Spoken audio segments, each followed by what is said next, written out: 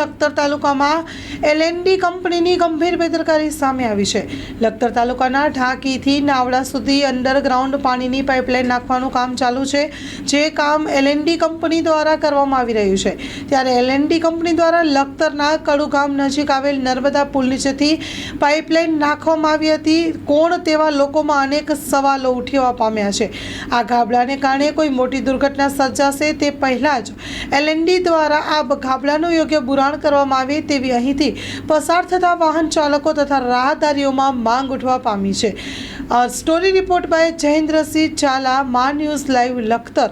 આવો જોઈએ તેમને શું કહ્યું। લખતર તાલુકામાં એલએનટી વિભાગની વધુ એક ગંભીર બેદરકારી સામે આવી હતી।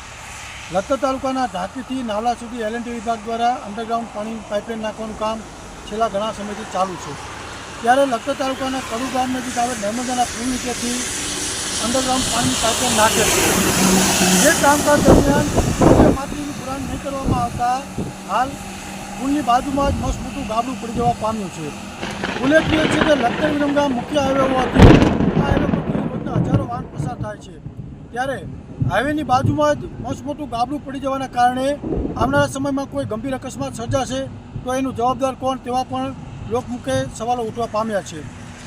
આ ગાબડાના કારણે કોઈ મોટી જાનહાની સર્જાય કે મોટો કોઈ અકસ્માત સર્જાય તે પહેલાં એલએનટી વિભાગ દ્વારા આ ગાબડાનું યોગ્ય કામકાજ કરવામાં આવે તેવી અહીંથી પસાર થતા વાહન ચાલકો તથા રાહદારીઓમાં માંગ ઉઠવા પામી છે।